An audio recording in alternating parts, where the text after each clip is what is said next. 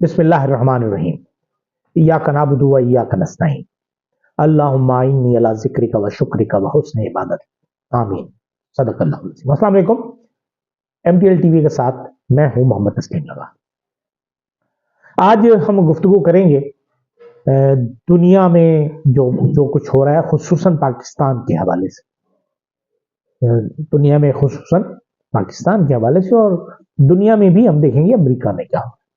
फिर गुज़िश्ता रोज हमारी फौजी अदालतों ने भी 25 अफराद को सजाएं सुनाई, और उसके बाद अपोजिशन का रवैया क्या है। इसके अलावा हम देखेंगे कि रूस में एक बहुत बड़ी इजाद हुई है, जो कैंसर के लिए एक वैक्सीन दरियाफ्त कर ली गई है या तैयार कर ली गई है। अब और दहशतगर्दों का शुमाली वजीरिस्तान में हमला है, जिससे 16 फौजी जवान शहीद हुए और 8 दहशतगर्द हलाक। लेकिन इनकी तफसील में जाने से पहले मैं आपसे गुजारिश करूंगा, अगर अभी तक आपने हमारा ये चैनल सब्सक्राइब नहीं किया तो सब्सक्राइब करें, इस बेल आइकॉन पर बटन दबाएं ताकि आपको हमारे प्रोग्राम की इत्तला बर वक्त मौसूल होती रहे। क्योंकि हम वो बात करते हैं जो हम समझते हैं कि पाकिस्तान के लोगों और पाकिस्तान के इदारों के लिए मुफीद है। इसमें कोई लगी लिपटी बात नहीं होती। ये 2-3 दिन पहले की बात है कि रूस में एक बात हुई, एक खबर आई रूस से कि रूस में कैंसर से बचाव के लिए वैक्सीन इजाद कर ली गई। ये अगर हम ये कहें कि अब तक की तारीख का सबसे बड़ा इनकलाब है तिब्बी दुनिया में, क्योंकि दुनिया भर में जिस तरह कैंसर बढ़ रहा है और जिस तरह उससे खतरात पैदा हो रहे हैं, लोग बहुत ही महंगे इलाज के जरिए उसमें ये कैंसर वैक्सीन बहुत अहम हामिल है। अब 1 जनवरी से सोवियत यूनियन तो नहीं, साबिका सोवियत यूनियन के मुल्क रूस में ये जो है रूसी अफराद को मुफ्त फराहम की जाएगी। वैसे इसकी कीमत फिलहाल तो लाखों में। इसके साथ साथ पाकिस्तान में गुज़िश्ता रोज ISPR के 2 प्रेस रिलीजेस आए। पहला प्रेस रिलीज जो आया था दिन में, वो आया था 9 मई के वाकयात के हवाले से लोगों को सजाएं देने का, और दूसरा प्रेस रिलीज रात में देर गए आया, जिसमें एक दहशतगर्दों के हमले की बात की गई वजीरिस्तान में, जिसमें उन्होंने चेक पोस्ट पर हमला किया और 9 जवान हमारे शहीद हुए। जवाबी कार्रवाई में ISPR के मुताबिक 8 दहशतगर्द भी मारे गए। अब हम अगर ये देखें कि ये दहशतगर्दी के वाकयात मुसलसल बढ़ते चले जा रहे हैं, उसकी क्या वजह हो सकती है। अब अमेरिका तो वहां मौजूद नहीं है अफगानिस्तान में कि उसका रिएक्शन हो रहा हो। अगर अमेरिका मौजूद नहीं है तो हमारी कौन सी कोताही है, हमारी कौन सी नेग्लिजेंस है कि हम इस अफरीद को काबू में करने पर नाकाम हुए। क्योंकि दहशतगर्दी एक ऐसा मामला है जिसका नुकसान जाहिर है, पाकिस्तान तो अब तक दूसरे ममालिक की जंग ही लड़ता रहा है। ना तो वो सोवियत यूनियन की जो जंग थी वो हमारी थी, ना अमेरिका की जंग थी हमारी। हम तो मुफ्त में बदनाम होते रहे, हम तो शामिल बाजा रहे। बल्कि पाकिस्तानी जो थे ना हुक्मरान, उनको मैं कहूंगा कि वो शामिल बाजा रहे। लेकिन उससे नुकसान पाकिस्तान का हुआ, पाकिस्तान के फायदे के मौके भी आए, लेकिन पाकिस्तान उससे फायदा नहीं उठा सका।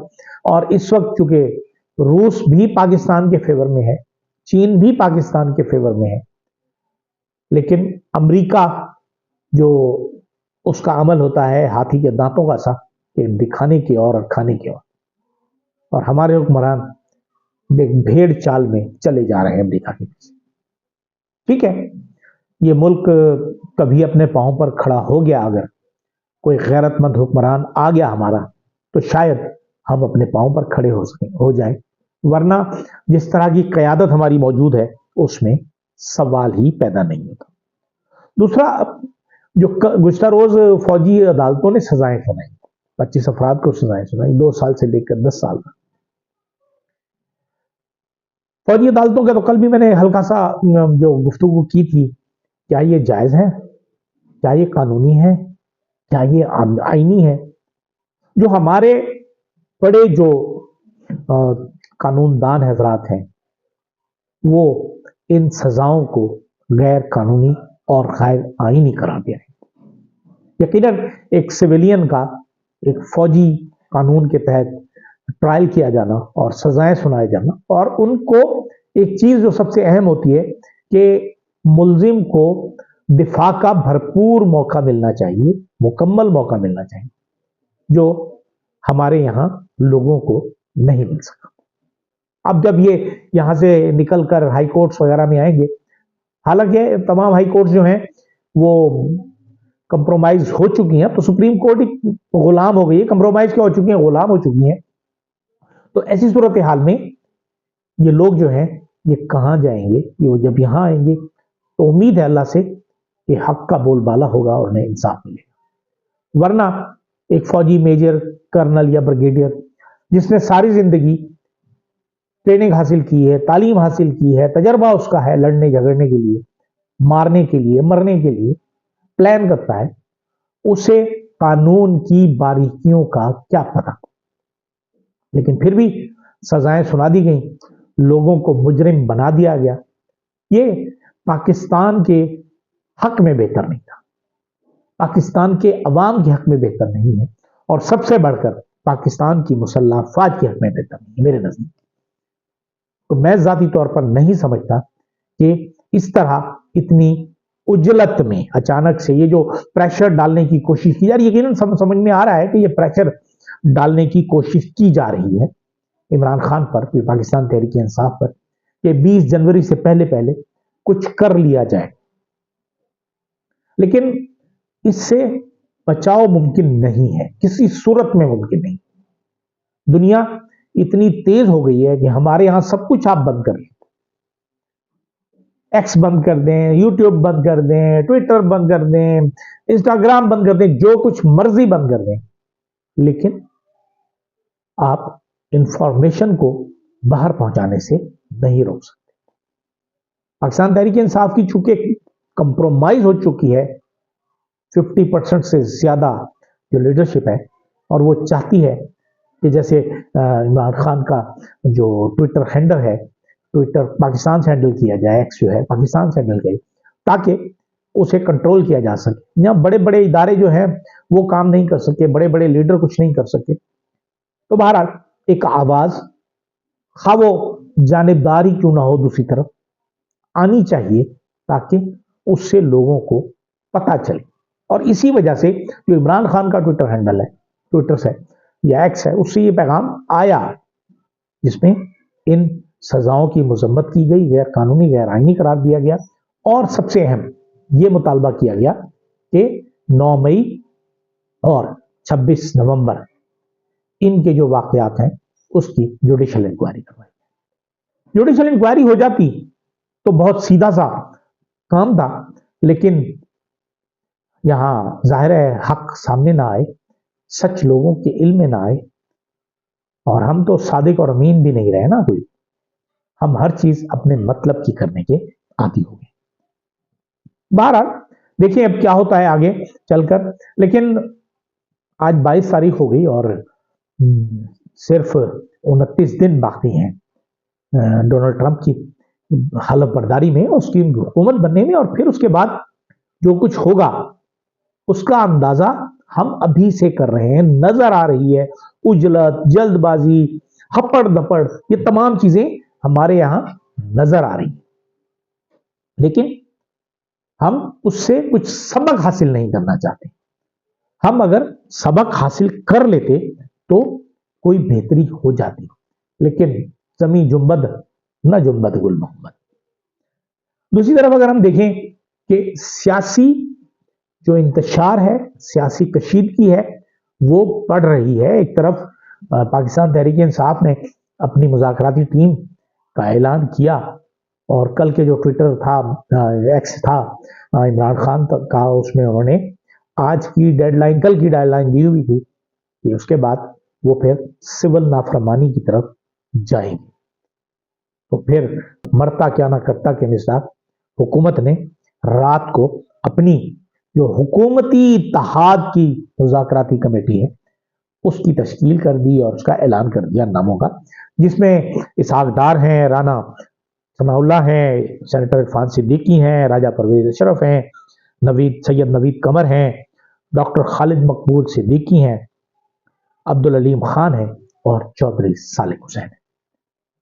एक तरफ पाकिस्तान तहरीक इंसाफ है और दूसरी तरफ तमाम वो जमातें जिनको फॉर्म 47 के जरिए इकट्ठा किया गया। अब ये वो वक्त है, क्या ये टाइम गेन करने, ये होगा, होने नहीं है मुज़ाकरात, मैं ये समझता हूं, क्योंकि अगर इन मुज़ाकरात को देखा जाए, भाई 26वीं आईनी तरमीम, उस पर अमल दरामद अगर आप काम करना चाहते हैं, उसकी खत्म नहीं करते, आप उस पर अमल दरामद रोक देते। आप जो लोग ट्रायल में हैं, सियासी कैदी हैं, जिस तरह ये लोगों को, इन लोगों को सजाएं दी गई, जाहिर है इसमें फौज भी है इन्वॉल्व, जाहिर है फौज तो इसकी मेन स्टेक होल्डर है। दूसरी तरफ हमारे काजी ईसा साहब ने जो इंतहाई घिनौना किरदार अदा किया, और फिर हमारी मौजूदा सुप्रीम कोर्ट ने कि उनको ट्रायल की भी इजाजत दे दी, उसके बाद किस्तों में दे रहे हैं, ट्रायल की इजाजत दे दी, फैसला ना सुनाइएगा, ट्रायल की इजाजत, फैसला सुनाने की इजाजत दे दी लेकिन मशरूत। मतलब ये कि पाकिस्तानी अवाम इस वक्त 1857 के बाद की सूरत हाल में आ चुके हैं। लेकिन ये कौम जो है ना, ये कौम देख रही है, बाहर जो पाकिस्तानी है, ओवरसीज पाकिस्तानी, वो जितनी तंदही से ये काम कर रहे हैं, पाकिस्तान का मुकदमा लड़ रहे हैं, पाकिस्तान के लोग उस तरह नहीं लड़ रहे। इनमें हिम्मत नहीं है या इनमें खौफ है बहुत ज्यादा। लेकिन बहरहाल हो रहेगा, कुछ ना कुछ घबराएं क्या, हो तो रहेगा और अच्छा ही होगा। लेकिन मौजूदा सूरत हाल में हमारे तमाम पाकिस्तानी, खा वो पाकिस्तान में रहते हैं या वो जो बाहर है, उन सबको ये देखना है कि किसी भी तरीके से हालात को बेहतर बनाने की कोशिश की जाए। क्योंकि देखें, मैं कई मरतबा ये कह चुका हूं, पहले भी मैंने कहा कि डोनाल्ड ट्रंप और इमरान खान के दरमियान बहुत सारी चीजें मुमासिल हैं। इमरान खान की मुखालिफ भी इस्टेब्लिशमेंट थी, पाकिस्तान की मुखालिफ भी, अपना डोनाल्ड ट्रंप की मुखालिफ इस्टेब्लिशमेंट, वहां भी इस्टेब्लिशमेंट ने जोर लगाया कि डोनाल्ड ट्रंप ना जीते, यहां तो इस्टेब्लिशमेंट हमारी बिल्कुल उरियां हो गई। यहां इमरान खान पर कातलाना हमला हुआ, वहां डोनाल्ड ट्रंप पे कातलाना हमला। यहां इमरान खान बहुत अच्छी बर्तरी से जीत गए, वहां डोनाल्ड ट्रंप बहुत बड़ी बर्तरी से जीत गए। फर्क सिर्फ इतना हुआ कि उनके पास काजी ईसा और राजा सिकंदर सुल्तान उन्हें खिदमात हासिल नहीं थी, वरना शायद वो भी ये कर देते जो पाकिस्तान में हुआ। लेकिन बहरहाल ये वक्त है, इसके साथ, वक्त के साथ इंसान सीखता है। और अगर आज हम देखें कि हम कहां खड़े हैं, तो हम आज फिर उसी जगह पे खड़े हैं जहां आज से 2-2.5 साल पहले इमरान खान ने अपनी 2 प्रोविंशियल असेंबलियां तोड़ी। उस वक्त तो ये कहा जाता था कि नहीं, ये इतनी जल्दी जल्दी क्यों इंतखाबात होंगे। अब भी वही कहा जाएगा, खर्चा होता है। पहले तो उन लोगों को फांसी लटकाया जाए, फांसी दी जाए उन लोगों को जिन्होंने पाकिस्तान के कई 100 अरब रुपए जाय किए गलत इलेक्शन करवाने, क्योंकि ये बहुत खतरनाक है। जिन लोगों की जिम्मेदारी थी, वो सुप्रीम कोर्ट का चीफ जस्टिस हो या चीफ इलेक्शन कमिश्नर हो, इनको कानून के मुताबिक सजा मिलनी चाहिए।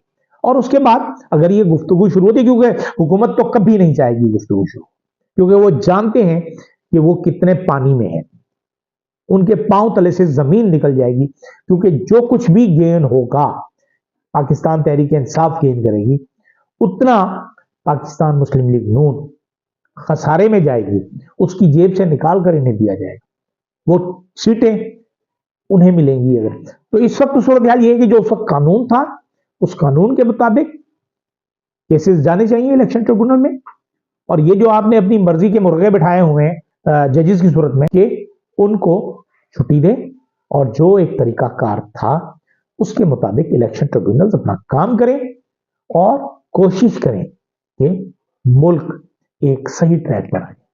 لیکن اس سے بے عزتی ہوگی. اگر الیکشن ٹریبونلز کو کام کرنے دیا گیا تو یقیناً بے عزتی ہوگی. ہمارا الیکشن کمشنر ہو گیا، چیف الیکشن کمشنر ہو گیا، ہمارے چیف جسٹس صاحب ہو گئے، ان سب کی بدنامی اور بے عزتی ہوگی. کیا وہ اپنی بدنامی اور بے عزتی برداشت کریں گے یا اس ملک کو تباہ کرنے کے لیے اپنی ضد پاڑے رہیں گے؟ یقیناً ہمارے سابق چیف جسٹس اور موجودہ چیف الیکشن کمشنر کی عزت پاکستان کی سالمیت سے کہیں کم تر ہے. اجازت دیجیے. اللہ حافظ.